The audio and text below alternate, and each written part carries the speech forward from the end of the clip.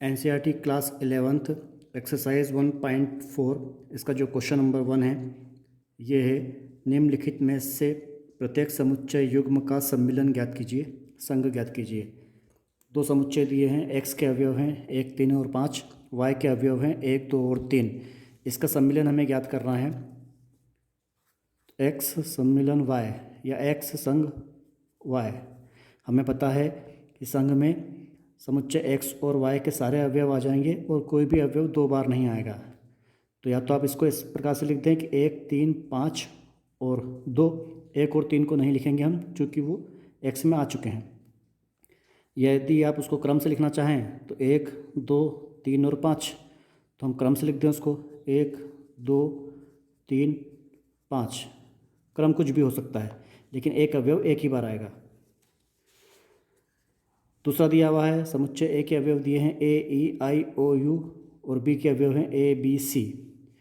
तो ए सम्मिलन बी, ए संघ बी, ए सेट बी, उसके एलिमेंट हो जाएंगे ए, ई, आई, ओ, यू। इनको तो आप पहले लिख दें ए, ई, आई, ओ, यू। फिर बी के अवयव में ए आ चुका है ऑलरेडी, उसको नहीं लिखेंगे। बी नहीं आया तो वो भी लिख दें, सी नहीं आया तो उसको भी लिख दें। तो ए संघ बी के एलिमेंट हो गए ए, ई, आई, ओ, यू, बी, सी। तीसरा हमें समुच्चय निर्माण रूप में दे रखा है x, जबकि x प्राकृत संख्या है और 3 का गुणज है। इसे हमें सारणीबद्ध रूप में कन्वर्ट करना है पहले। तो प्राकृत संख्या 1 से अनंत तक होती है और 3 के गुणज, तो 3 के गुणज में 3 के पहाड़े की तरह, 3 की टेबल की तरह ये आगे बढ़ेगा। तो 3, 3 दूनी 6, 3 तिया 9, 3 चौक 12, 3 पंजे 15। इस तरीके से ये अनंत तक जाएगा। बी दिया है x, जबकि x संख्या 6 से कम एक प्राकृत संख्या है। प्राकृत संख्या 1 से अनंत तक होती है और उसने लिमिट दी है कि 6 से कम। तो 6 से कम प्राकृत संख्या 1, 2, 3, 4 और 5। ये दो समुच्चय हो गए। हमें इनका सम्मिलन निकालना है, इनका संघ निकालना है। तो ए संघ बी। तो क्रम से यदि हम लिखना चाहें तो 1, 2, 3, 4, 5 इनको तो पहले लिख दें 1, 2, 3, 4 और 5। हमें पता है सम्मिलन में एक एलिमेंट एक ही बार आएगा और ए और बी के सारे एलिमेंट आएंगे, लेकिन एक एलिमेंट एक ही बार आएगा। तो 1, 2, 3, 4, 5। अब ए में 3 आ चुका है, 6 नहीं आया है, तो 6, फिर 9, 12, 15 डैश डैश डैश, ये अनंत तक। तो हमने ए और बी के सारे एलिमेंट यहाँ पर लिख दिए, कोई भी एलिमेंट दो बार नहीं लिखा है। चौथा दिया है समुच्चय ए x, जबकि x प्राकृत संख्या है और एक छोटा है x से, x छोटा है या बराबर है 6 के। इसका सारणीबद्ध रूप यदि हम बनाएं तो एक शामिल नहीं होगा, क्योंकि यहाँ पर सिर्फ छोटा है का चिन्ह लगा है, लेकिन 6 शामिल हो जाएगा क्योंकि यहाँ पर छोटा है के साथ में बराबर का चिन्ह भी लगा हुआ है। यदि बराबर का चिन्ह लगा हुआ होता है तो वो संख्या शामिल हो जाती है। यदि बराबर का चिन्ह नहीं लगा हुआ होता है तो वो संख्या शामिल नहीं होती है। तो प्राकृत संख्या हमें पता है, प्राकृत संख्या 1 से अनंत तक होती है और ये हमें लिमिट दी थी। तो एक शामिल नहीं है, लेकिन 2, 3, 4, 5 और 6 तक आ जाएगा, 6 शामिल है। तो समुच्चय ए के अवयव हो गए 2, 3, 4, 5 और 6। समुच्चय बी के अवयव x, जबकि x एक प्राकृत संख्या है और 6 छोटा है x से और x छोटा है 10 से। प्राकृत संख्या है और 6 शामिल नहीं होगा क्योंकि यहाँ पर सिर्फ छोटा है का चिन्ह लगा है, बराबर का चिन्ह नहीं लगा है। और 10 भी शामिल नहीं होगा क्योंकि सिर्फ छोटा है का चिन्ह लगा है। मतलब संख्या कौन सी आएंगी? 7, 8 और 9। तो समुच्चय बी के अवयव हो गए 7, 8 और 9। तो ए सम्मिलन बी, ए संघ बी या ए सेट बी, आप कुछ भी कह सकते हैं, उसके अवयव क्या हो गए? 2, 3, 4, 5, 6, 7, 8, 9। 2, 3, 4, 5, 6, 7, 8 और 9। ए संघ बी में ए और बी के सारे अवयव लिख दिए जाते हैं, कोई भी अवयव दो बार नहीं आता। पांचवा हमें दिया है समुच्चय ए, उसके अवयव हैं 1, 2 और 3। और समुच्चय बी वो फाई है, रिक्त समुच्चय है जिसमें कोई भी अवयव नहीं होता। तो ए संघ बी, उसमें कौन से एलिमेंट आ जाएंगे? 1, 2 और 3 यही आ जाएंगे, क्योंकि समुच्चय बी में तो कोई अवयव है ही नहीं। तो ये हो जाएगा। सेकंड क्वेश्चन है, दो समुच्चय हमें दे रखे हैं। समुच्चय ए के अवयव हैं ए और बी समुच्चय बी के अवयव हैं ए, बी और सी। उसने पूछा है कि क्या ए उपसमुच्चय है बी का, और दूसरी चीज़ उसने पूछी है कि ए सम्मिलन बी का मान कितना होगा, ए संग बी का मान कितना होगा। तो पहले हम ए उपसमुच्चय है बी का है या नहीं इसे चेक करते हैं। तो उपसमुच्चय की कंडीशन हमें पता है, यदि समुच्चय ए के सारे एलिमेंट यदि समुच्चय बी में भी मिलें तो समुच्चय ए समुच्चय बी का उपसमुच्चय होगा। यहाँ पर देखें, समुच्चय ए के अवयव ए और बी में मिल रहे हैं, अतः समुच्चय ए समुच्चय बी का उपसमुच्चय है। तो हम लिख देंगे, चूँकि समुच्चय ए का प्रत्येक अवयव समुच्चय बी का भी अवयव है, अतः ए उपसमुच्चय है बी का। दूसरी चीज़ जो उसने पूछी है, ए सम्मिलन बी, ए संग बी, तो ए और बी के सारे अवयव आ जाएंगे, कोई भी अवयव दो बार नहीं आएगा। तो हमने ए के अवयव लिख दिए ए बी, अब बी के अवयव ए आ चुका है, नहीं लिखेंगे, बी वो भी आ चुका है, नहीं लिखेंगे, बचा सी, तो सी को लिख देंगे, वो अभी तक नहीं आया। तो ए संग बी के अवयव क्या हो गए, स्वयं समुच्चय बी हो गया। क्वेश्चन थर्ड है, यदि ए और बी दो ऐसे समुच्चय हैं कि ए उपसमुच्चय है बी का, तो ए सम्मिलन बी क्या है। तो अभी हमने क्वेश्चन नंबर 2 में देखा है कि ए उपसमुच्चय था बी का, ए उपसमुच्चय था बी का, तो ए सम्मिलन बी स्वयं बी के बराबर आ गया था। इसको हम एक और उदाहरण के द्वारा समझ लें। एक समुच्चय हमें दिया गया है जिसके अवयव हमने मान लिया कि 1 और 2 हैं, और बी एक समुच्चय जिसके अवयव हैं 1, 2 और 3। तो ए के सारे अवयव बी में मिल रहे हैं, तो ए उपसमुच्चय है बी का। अब यदि हम ए और बी का संग निकालें, सम्मिलन निकालें, तो उसके अवयव क्या आएंगे, तो 1, 2, 1 और 2 आ चुके हैं, 3। तो ए संग बी के अवयव हो गए 1, 2 और 3, जो कि स्वयं समुच्चय बी के बराबर है। तो यदि ए उपसमुच्चय होता है बी का और हमसे ये पूछा जाए कि ए सम्मिलन बी किसके बराबर होगा, तो वो बड़े समुच्चय बी के बराबर होगा। तो हम यहाँ पर लिख दें, ए संघ बी बराबर है बी के। क्वेश्चन नंबर 4 में हमें समुच्चय दे रखे हैं ए, बी, सी और डी, और ए संग बी, ए संग सी, बी संग सी, इस प्रकार से और भी चीज़ें हैं, वो हमें ज्ञात करना है। तो पहले हम देखें, ए सम्मिलन बी हमें निकालना है।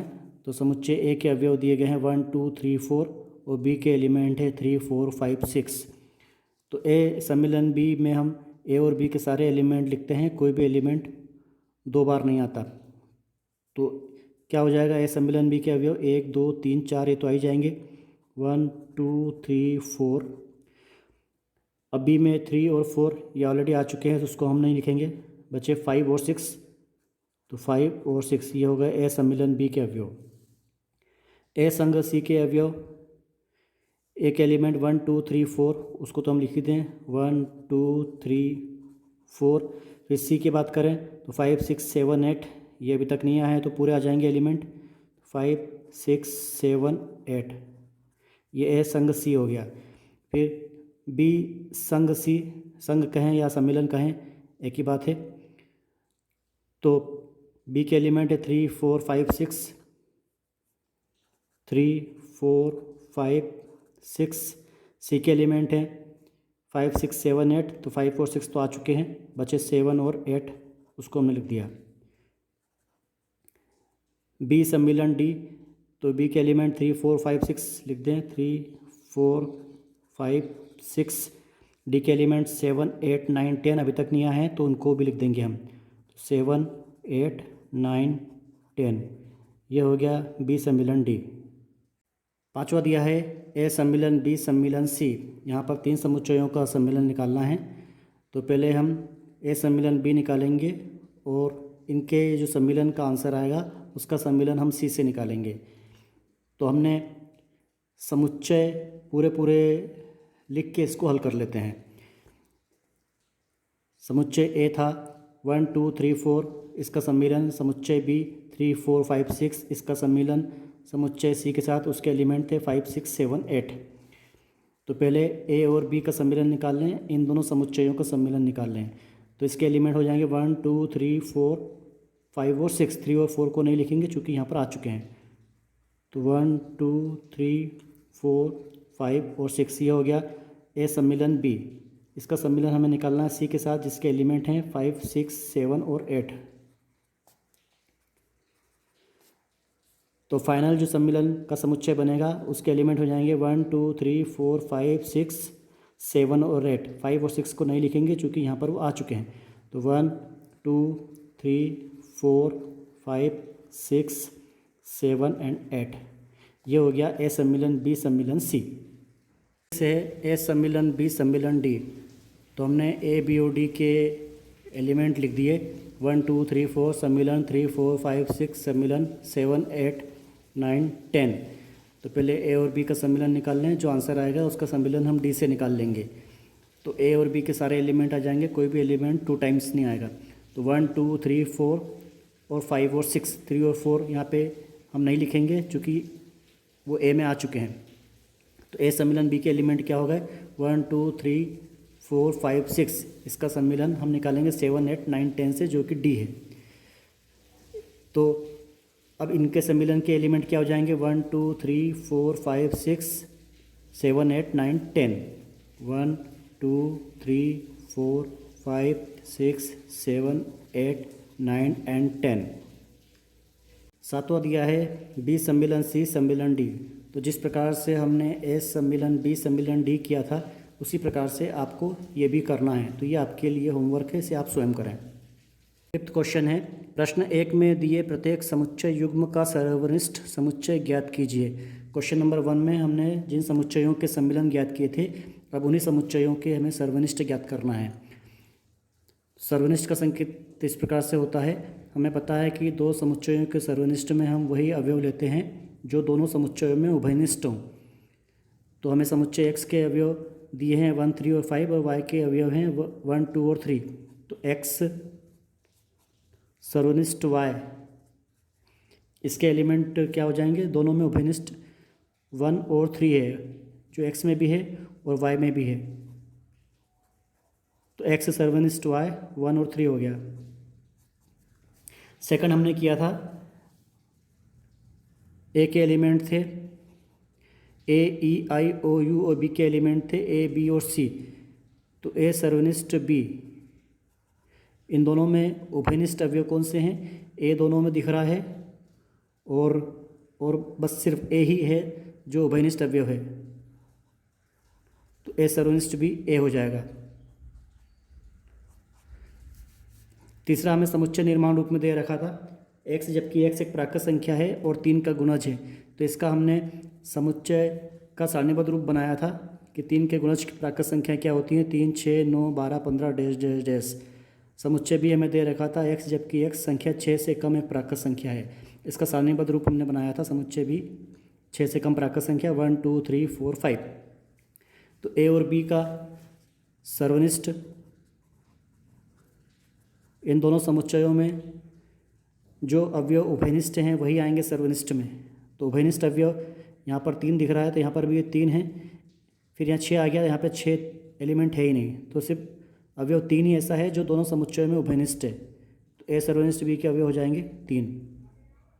फोर्थ था समुच्चय ए, समुच्चय निर्माण रूप में दे रखा था x, जबकि x प्राकृत संख्या है और एक छोटा है x से, x छोटा है या बराबर है 6 के। इसका हमने सारणीबद्ध रूप बनाया था। तो समुच्चय ए के अवयव आए थे 2 3 4 5 और 6।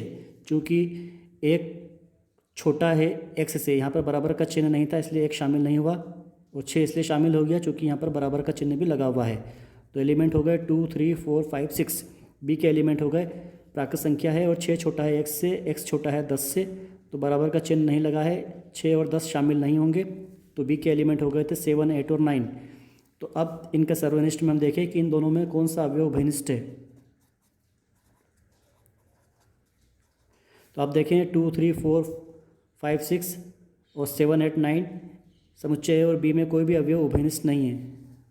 तो ये एक रिक्त समुच्चय आएगा, या तो आप इसको इस तरीके से लिख दें, या ए सर्वनिष्ठ बी बराबर आप उसको 5 भी लिख सकते हैं। पांचवा समुच्चय ए के अवयव थे 1 2 और 3 और समुच्चय बी रिक्त समुच्चय था 5। तो ए और बी में अब उभयनिष्ठ क्या है, क्योंकि बी में कोई अवयव थे ही नहीं, तो ए और बी में कोई भी अवयव उभयनिष्ठ नहीं है। जब कोई भी अवयव उभयनिष्ठ नहीं होता तो वो एक रिक्त समुच्चय होता है। तो ए सर्वनिष्ठ बी को हम रिक्त समुच्चय से दिखा देंगे, या हम उसको 5 लिख देंगे, ए सर्वनिष्ठ बी बराबर 5। क्वेश्चन नंबर 6 में हमें समुच्चय ए बी सी और डी के अवयव दे रखे हैं और हमें कुछ मान ज्ञात करने हैं। तो पहला है ए सर्वनिष्ठ बी हमें ज्ञात करना है। तो समुच्चय ए के अवयव हमने लिख दिए 3, 5, 7, 9 और 11। इसका सर्वनिष्ठ हमें निकालना है बी से। बी के अवयव हैं 7, 9, 11 और 13, वो लिख दिए। सर्वनिष्ठ में हमें पता है कि ए और बी में जो उभयनिष्ठ होगा वही सर्वनिष्ठ का मान होगा। तो आप देखें इन दोनों में 7, 9 और 11 दोनों में उभयनिष्ठ अवयव हैं, इसलिए ए सर्वनिष्ठ बी के अवयव होगा 7, 9 और 11। इसी प्रकार से आप सिमिलर टाइप के जो क्वेश्चन हैं, क्वेश्चन नंबर 6 का जो सेकंड है वो भी आप कर लेंगे, 4th भी आप कर लेंगे, 5th भी आप कर लेंगे और 7th भी आप कर लेंगे। मैं आपको 6 का क्वेश्चन नंबर 3 आपको बता देता हूँ। क्वेश्चन नंबर 6 का 3 है ए सर्वनिष्ठ सी सर्वनिष्ठ डी। तो हमने समुच्चय ए के अवयव लिख दिए 3, 5, 7, 9, 11। इसका सर्वनिष्ठ सी के साथ, सी के अवयव हैं 11, 13 और 15। इसका सर्वनिष्ठ डी के साथ, डी के अवयव हैं 15 और 17। तो पहले हम ए सर्वनिष्ठ डी को हल कर लेते हैं। इन दोनों में जो उभयनिष्ठ होगा वो ए सर्वनिष्ठ डी समुच्चय में आ जाएगा। तो 3, 5, 7, 9, 11 और 11, 13 और 15 में जो उभयनिष्ठ अवयव है वो सिर्फ 11 है। तो ए सर्वनिष्ठ सी का अवयव 11 आ गया। इसका सर्वनिष्ठ निकालना हमें डी के साथ, समुच्चय 15 और 17 वाले अवयवों के साथ। इन दोनों में उभयनिष्ठ क्या है, तो इसमें कुछ भी उभयनिष्ठ नहीं है, इसलिए ये फाइनली 5 आ जाएगा। तो ए सर्वनिष्ठ सी सर्वनिष्ठ डी 5 के बराबर है। क्वेश्चन नंबर 6 का 6 है ए सर्वनिष्ठ बी सम्मिलन सी। बी सम्मिलन सी ब्रैकेट में लिखा हुआ है, तो सबसे पहले हम बोर्ड मास के नियम के अकॉर्डिंग ब्रैकेट को सॉल्व करेंगे। तो समुच्चय ए बी और सी के अवयवों को हमने लिख दिया। ए के अवयव थे 3, 5, 7, 9, 11। सर्वनिष्ठ बी के अवयव है 7, 9, 11, 13। सम्मिलन सी के एलिमेंट हैं 11, 13 और 15। चूँकि बी सम्मिलन सी पर ब्रैकेट लगा हुआ है, तो सबसे पहले हम ब्रैकेट को सॉल्व करेंगे। समुच्चय ए के एलिमेंट्स को इसी प्रकार से लिख दें पहले 3, 5, 7, 9, 11 सर्वनिष्ठ। अभी हम सॉल्व करेंगे बी सम्मिलन सी को। तो 7, 9, 11, 13 और 11, 13 और 15 ये सारे अवयव आएंगे, लेकिन कोई भी अवयव 2 बार नहीं आएगा, यही होता है सम्मिलन। तो 7, 9, 11, 13, यहाँ पर देखिए 11 आ चुका है एक बार, तो उसको नहीं लिखेंगे। 13 आ चुका, उसको नहीं लिखेंगे, बचा 15। ये हो गया बी सम्मिलन सी। अब इसका सर्वनिष्ठ हम निकालेंगे ए के साथ में। तो सर्वनिष्ठ में जो उभयनिष्ठ अवयव होता है हम उसी को लेते हैं। तो 3, 5, 7, 9, 11, 7, 9, 11, 13 और 15 में जो उभयनिष्ठ अवयव है 7, 9, 11 हैं। तो 7, 9 और 11 ये अवयव हो गए ए सर्वनिष्ठ बी सम्मिलन सी के। इस प्रकार से आप क्वेश्चन नंबर 6 का 7वां क्वेश्चन करेंगे, जहाँ पर हमें ज्ञात करना है ए सर्वनिष्ठ बी सम्मिलन डी। जैसे हमने क्वेश्चन नंबर 6 का 6 किया था, वैसे क्वेश्चन नंबर 6 का 7वां आपको करना है। क्वेश्चन नंबर 6 का 9वां क्वेश्चन है, ये महत्वपूर्ण क्वेश्चन है। इसमें हमें ब्रैकेट में दे रखा है ए सर्वनिष्ठ बी सम्मिलन सी ब्रैकेट में। तो ब्रैकेट जहाँ लगा हुआ है, पहले हम ब्रैकेट वाली वैल्यूज़ को सॉल्व करेंगे। तो समुच्चय ए बी और सी के अवयव हमने लिख लिए। समुच्चय ए के अवयव हैं 3, 5, 7, 9, 11। सर्वनिष्ठ बी के अवयव लिख लिए 7, 9, 11, 13। सर्वनिष्ठ फिर से बी के एलिमेंट लिखे हमने 7, 9, 11, 13 और फिर दिया है सम्मिलन, तो सम्मिलन का चिन्ह लगाया और सी के अवयव लिख दिए 11, 13 और 15। तो पहले इस ब्रैकेट को सॉल्व करें ए सर्वनिष्ठ बी को। ए सर्वनिष्ठ बी को पहले हम सॉल्व करें। सर्वनिष्ठ में वही अवयव आएंगे जो उभयनिष्ठ हैं। 3, 5, 7, 9, 11। 7, 9, 11 में उभयनिष्ठ अवयव 7, 9 और 11 है। तो ए सर्वनिष्ठ बी के एलिमेंट होगा 7, 9, 11। फिर सर्वनिष्ठ का चिन्ह है बीच में। अब सॉल्व करें बी सम्मिलन सी को। बी सम्मिलन सी, तो सम्मिलन में बी और सी के सारे एलिमेंट आ जाएंगे, कोई भी एलिमेंट 2 टाइम नहीं आएगा। तो 7, 9, 11, 13 और 15 हो जाएगा, चूँकि 11 और 13 यहाँ पर आ चुका है। तो 7, 9, 11, 13 को छोड़ देंगे, 15 को ले लेंगे। तो बी सम्मिलन सी के अवयव हो गए 7, 9, 11, 13 और 15। अब इन दोनों का सर्वनिष्ठ निकालेंगे हम, ए सर्वनिष्ठ बी और बी सम्मिलन सी का सर्वनिष्ठ।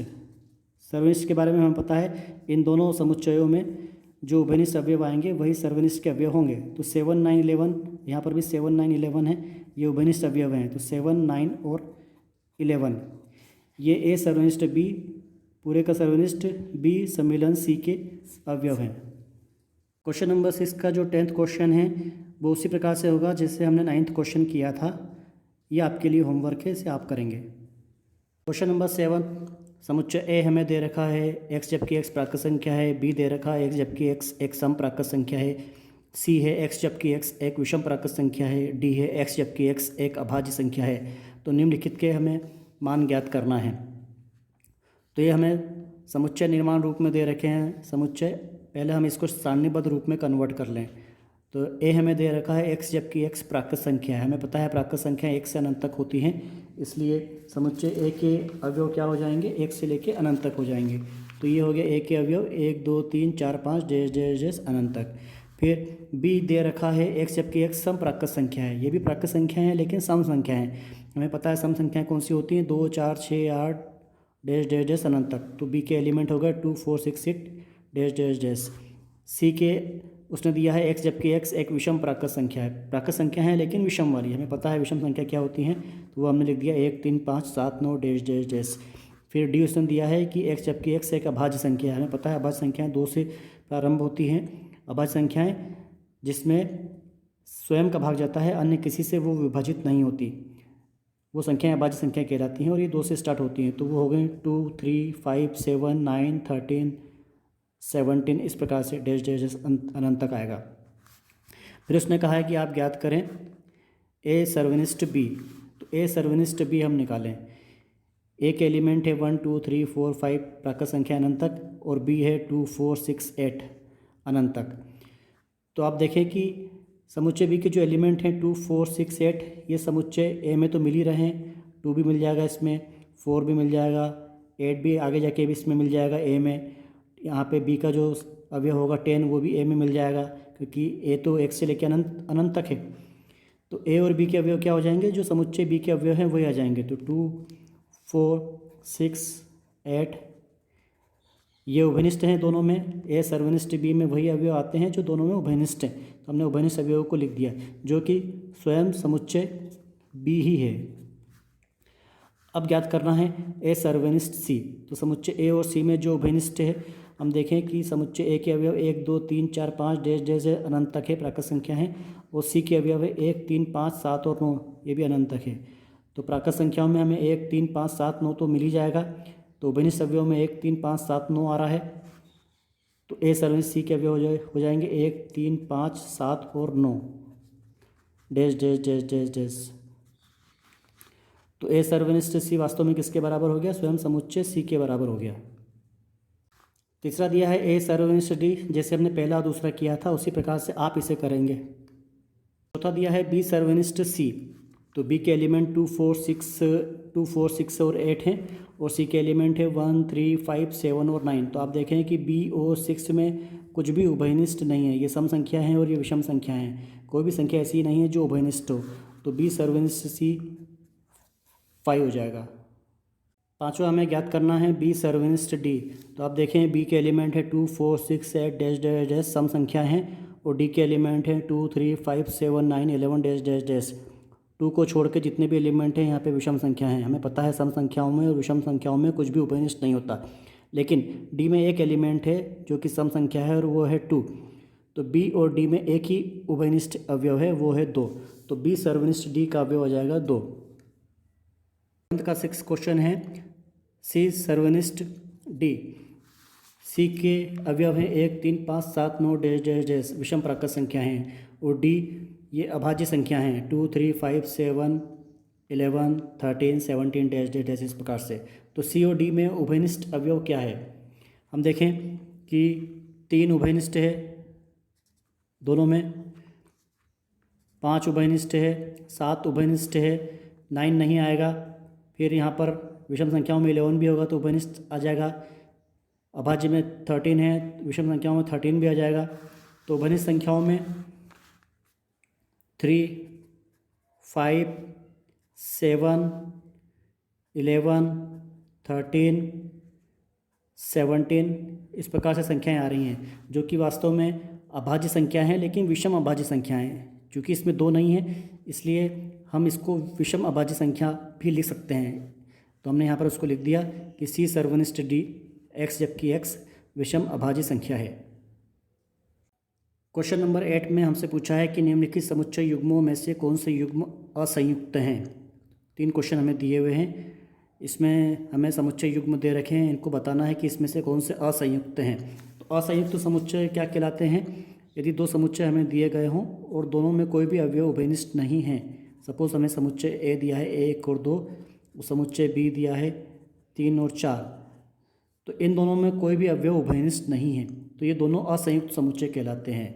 उभयनिष्ठ अवयव नहीं है मतलब यदि हम इसका सर्वनिष्ठ निकालें ए सर्वनिष्ठ बी और वो 5 आ जाए, तो हम कहेंगे कि ए और बी असंयुक्त समुच्चय हैं।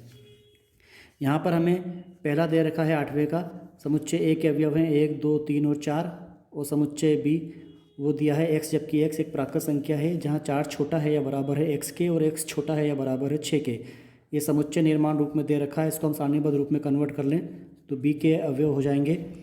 क्योंकि यहाँ पर बराबर का चिन्ह भी लगा हुआ है 4 और 6 में, तो 4 भी शामिल हो जाएगा और 6 भी शामिल हो जाएगा, तो अवयव आ जाएंगे 4, 5 और 6। तो ए के अवयव हैं 1, 2, 3, 4, बी के अवयव हैं 4, 5 और 6।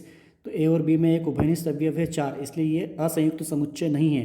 तो इसको हम प्रॉपर तरीके से दिखा दें, हम इनका सर्वनिष्ठ निकालते हैं, ए सर्वनिष्ठ बी और वो है 4।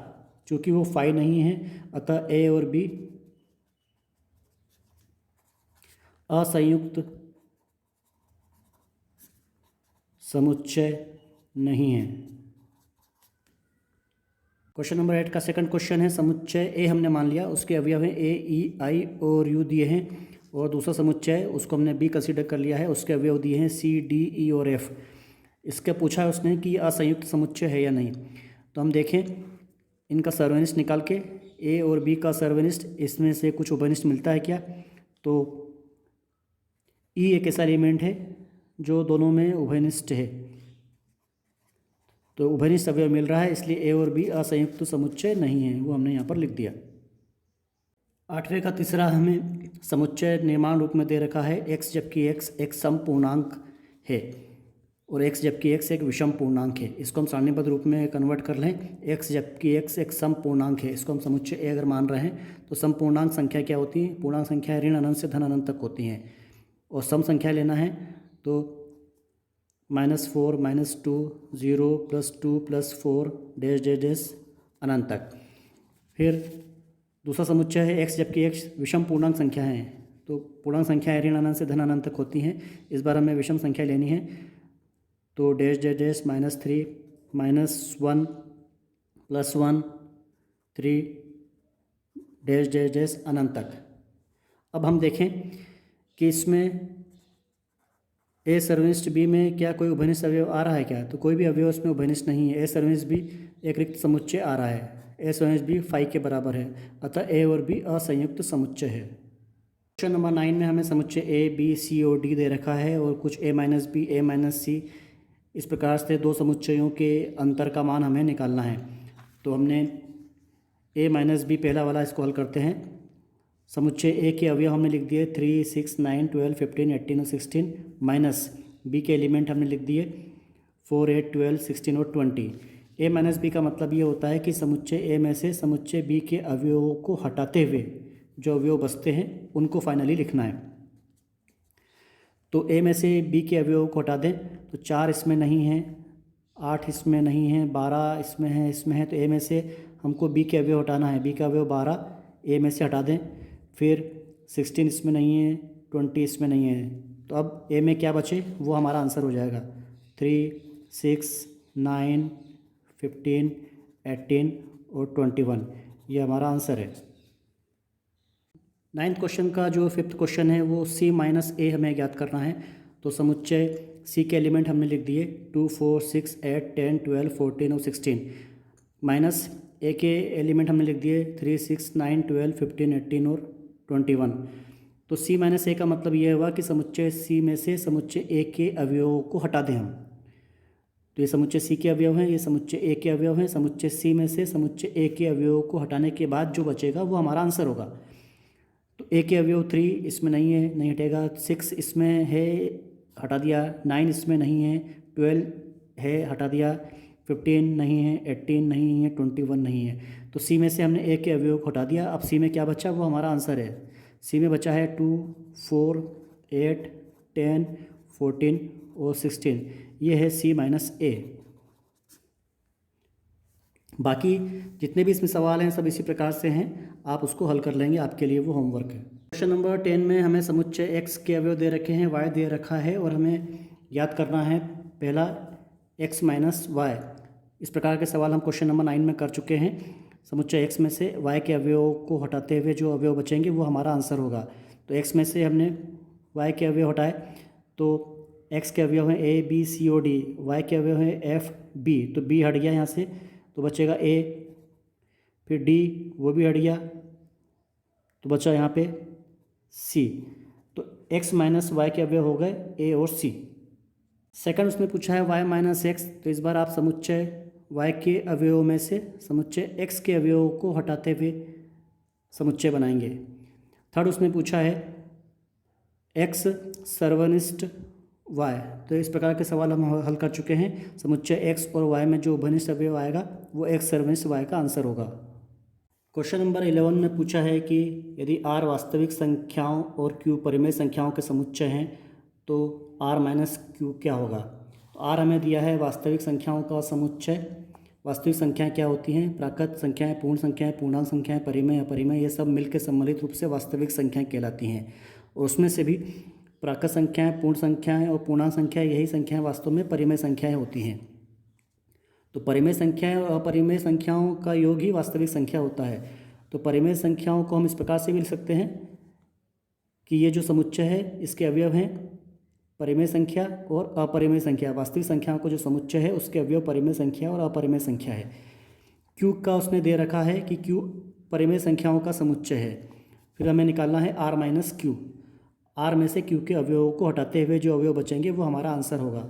आर के अवयव थे परिमेय संख्या और अपरिमेय संख्या, उसमें से हमने क्यू को हटा दिया, मतलब परिमेय संख्या को हटा दिया, तो फिर क्या बचा? अपरिमेय संख्या। तो ये हमारा आंसर हो जाएगा।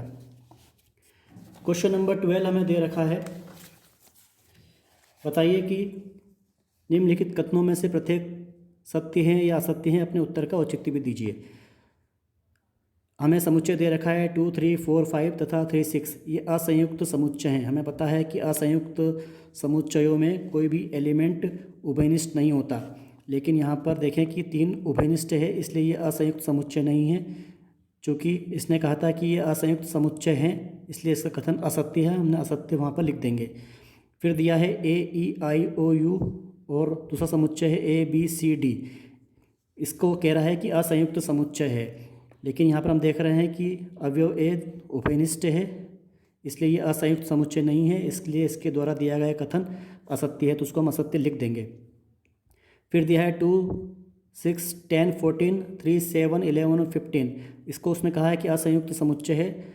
तो देखें 2, 6, 10, 14, 3, 7, 11, 15 में कोई भी अवयव उभयनिष्ठ नहीं है। तो जब कोई भी अवयव उभयनिष्ठ नहीं होता तो वो असंयुक्त समुच्चय होता है, अतः ये दिया गया कथन सत्य है। हम यहाँ पे लिखेंगे कि सत्य है। फिर 2, 6, 10 और 3, 7, 11 इसमें भी कोई भी अवयव उभयनिष्ठ नहीं है, इसलिए ये असंयुक्त समुच्चय हैं, जो कि वो कह रहा है, इसलिए उसका दिया गया कथन ये सत्य है। सत्य को हम यहाँ पे लिख देंगे। तो बच्चों ये एक्सरसाइज 1.4 थी। अगर आपको ये वीडियो पसंद आए तो आप इसे लाइक कीजिए और सब्सक्राइब जरूर कीजिए। यदि आप सब्सक्राइब करेंगे तो आगे की जो एक्सरसाइज हैं उनके वीडियो आपको सबसे पहले मिलेंगे। Thank you.